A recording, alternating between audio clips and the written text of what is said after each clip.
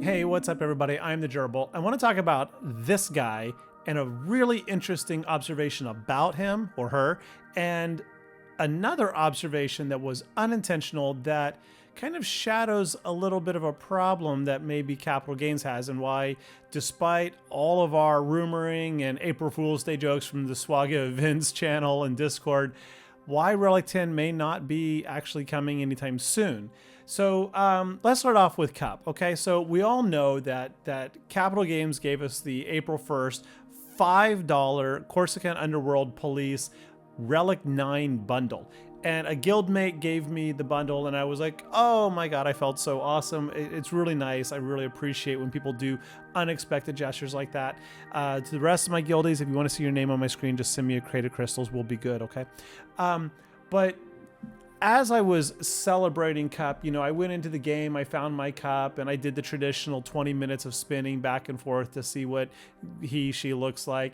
And then I looked at my mods and, I was like, what can I do with Cup and where can I put Cup? And, I put nothing but the very best mods I have, right? The, health, 9 speed, absolutely rocking out these solid mods. But then reality set in, of course, and I went back to the internet when I got bored of spinning Cup back and forth, and I stumbled across this post on Reddit that really got my attention. It says top 25 most Relic 9 characters in game, Cup on 6th. And since then, Cup has surpassed 6th place, passing Snips, passing Cat, to become the 4th highest Relic in the game in terms of most players with Relic 9 Cups, Relic 9 characters. And most people looked at this and thought, well, that's pretty funny. So I wanted to go verify it, as I tend to try to do. So I went over to swaga.gg and I looked up all the player relic data right here. And unfortunately, you can't see the names on the right if I reveal Relic 9s on the left, or vice versa. So what I did is I copied that and I pasted and I put it into a cute spreadsheet. This is just a straight up copy and paste of the characters in the Relic 9 levels. So we can see the number 1 most geared character in game is Admiral Radis. Number 2, Darth Revan. Number 3, Darth Malak. Then we got Cup.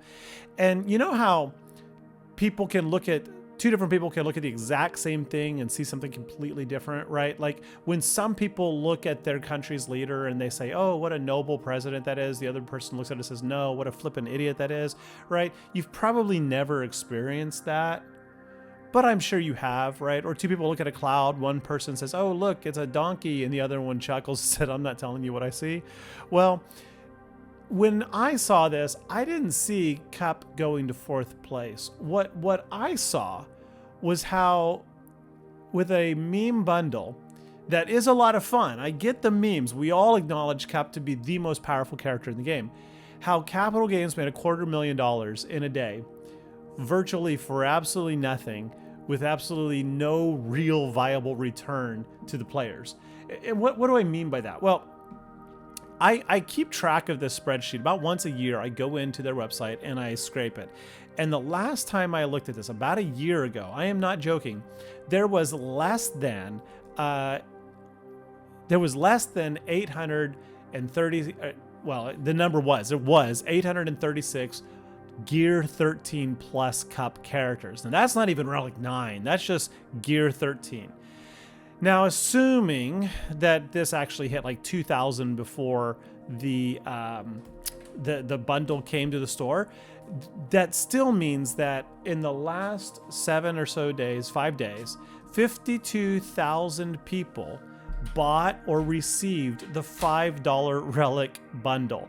Now, I'm not going to try to adjust for currency conversions. I'm just going to keep this straight up US dollars. All right, so now if we take this, and many of you smart people already know, you can multiply that in your head, that's $260,000 Capital Games was able to liberate from our bank accounts in exchange for a character that we all love, but fundamentally can't do anything in the game. I think that's hilarious. Now, the second observation I had, and this is what really stood out to me, and this is what brings the whole idea of Relic 10 into a new perspective of mine, that if it comes anytime soon, I will be authentically surprised. Now, yes, I was totally taken by the SWGOH events Discord channel on April Fool's Day. I got fooled on that one. Good job. It was great. But let's take a step back and look at the other 15 or so characters in the game. Now, first off, there is debatably between 500,000 and 800,000 active SWGOH players. So seeing how quickly the number of Relic 9s drop off in the top 35, down to only 3,000, for example, for the 35th character, really speaks to, in the couple of years, I think Relic 9 has been in the game for 4 years now, 3 or 4 years, how in just a couple of years, the community has not embraced or really embraced these. So what is driving Relic 9? Well, let's look at this. First off, Relic 9 is a requirement for a lot of things. For Profundity, let's mark that one orange. For Leviathan, let's mark that red. Not that one. We need all 3 of these Ahsokas. For Ahsoka GL, we'll mark that in, well, we should have marked that in silver, shouldn't we? I mean, or the white. We can go with like a light gray there, Ahsoka the white. We've got Jedi Master Luke. He's an awesome tank. Organa is a tank. This is for a ship. That's because people love Kylo. The point is, let's look at the top 10. Outside of absolute requirements, there are only 3 characters that the player base has authentically upgraded out of a desire to have a Relic 9. Think about that.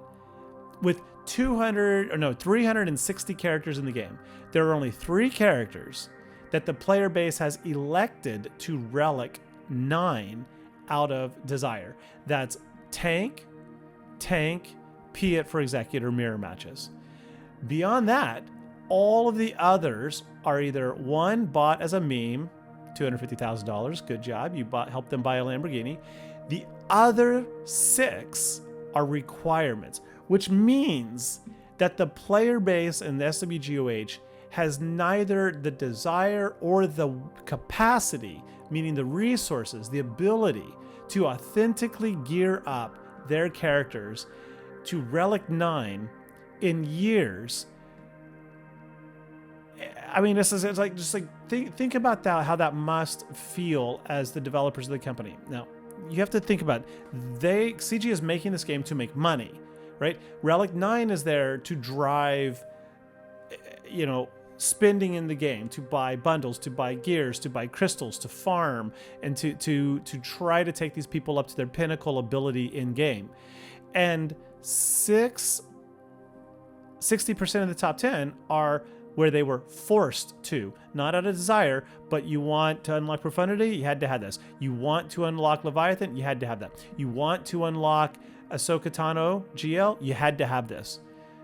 That leaves a mere, 40, 80, less than 110,000 Relic 9 characters in the game. Now let's just think, if there's 500,000 active players, and there's 360 characters in the game, and you do a quick little bit of math, then how many potential Relic 9 characters is that? Oh geez, we need to put some commas in there. That's 180 million characters that potentially could go to Relic 9.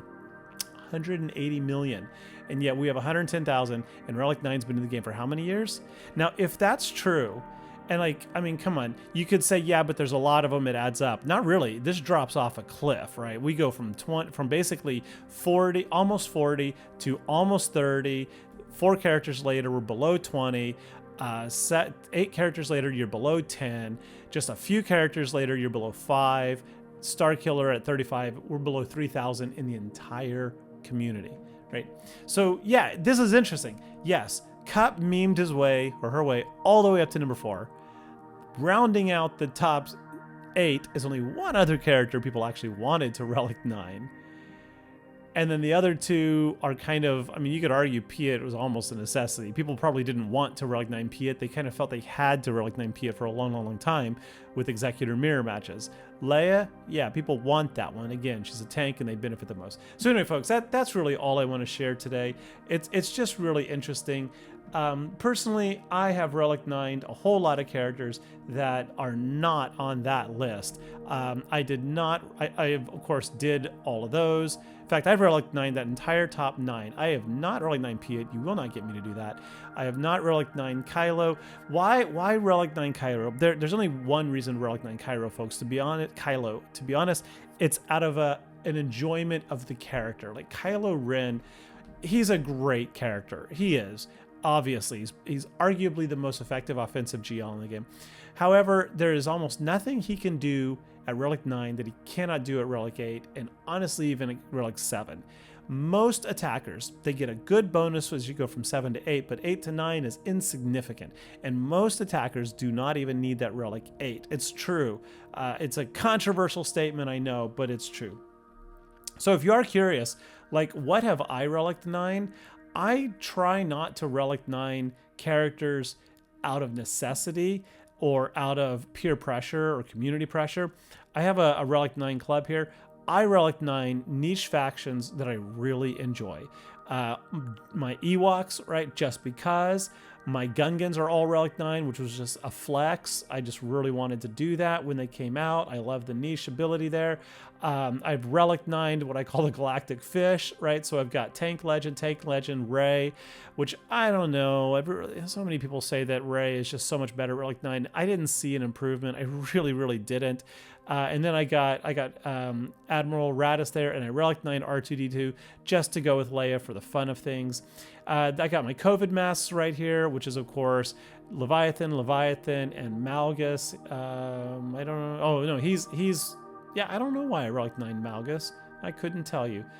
He's probably required for something. Stupid Raid, Naboo, of course, is what I'm talking about, but it's actually gotten better, so can't complain about that. But they also got that assault battle, and then I've got exiled Ahsoka's, which is obviously Ezra. Now Ezra gets I think is one of the best characters in game to Relic. Like if you are really thinking about Relic 9ing a character, I think Ezra is one of them because the mastery provides him up to a 24% chance to dodge. That dodge is just infuriating when you can't hit him, and he's pretty tanky already. So I think he's a really good character to Relic 9. I've had people in GAC multiple times message and be like, I just couldn't beat your Ezra. Like they're like, I can beat Ahsoka, or I could beat whatever. I couldn't beat Ezra. I think that's hilarious. And then I Relic 9 Scruffy. Why Scruffy? Because I love the character again, but similar to Ezra, he's got another dodge right there, 24.3% chance to dodge. So not only is he tanky, and he's pumping out turn meter to the team every time he gets hit. Where is it? It's not that one, is it? Is it Plan B? No, I guess it is this one. Han has a 25% chance to remove third turn meter from each enemy at the start of his turns. In addition, he recovers 5% protection, so Relic 9 gives him a lot more of that, and has a 25% chance to remove turn meter from each enemy whenever he's damaged, right? So the harder he is to kill, the more turn meter he removes from his enemies. The harder he is to kill, the more protection he recovers, making him even harder. He's a really fun character to Relic 9. So yeah, those are my Relic 9s, and yeah, arguably this was dumb. Arguably Gungans and Ewoks and Stormtrooper Han was absolutely pointless. But I don't want to be this. Right? I don't want this. I don't want Capital Games dictating to me what I have to do, where I have to spend my resources. Think about how much time and energy you spend farming, and then CG comes along and says, oh, you have to get this to stay relevant in the next meta wave. Well, we got to do it, but in response, I can do this as my own way of enjoying the game and kind of subtly, sending my message to Capital Games about what I want to do with my resources.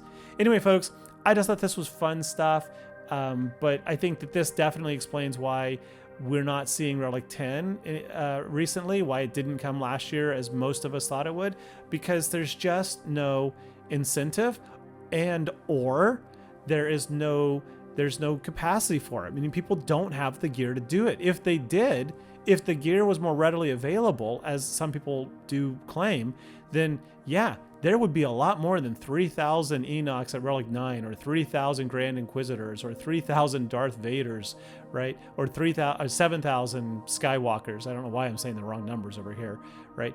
These would be more like 20,000. These would be more like 50,000. These would be more like 100,000. And up at the top should be more like 200,000, 300,000. I mean, think about it. How long has Radis been in the game, Admiral Radis and Profundity? And yet, arguably 10% or 10 to 20% at max of the community has the Profundity unlocked. That's interesting, right? It really speaks volumes about how challenging the community sees Relic 9. And that was really, I think, exemplified when Capital Gains just got themselves a quick $260,000 over the weekend. Anyway, folks, thanks for watching. If you enjoyed it, you know what to do. Please hit that like, hit that subscribe, and tell me what you think in the comments. And if you think I'm just whack, go ahead and say that. Otherwise, I'll catch you later. Bye-bye.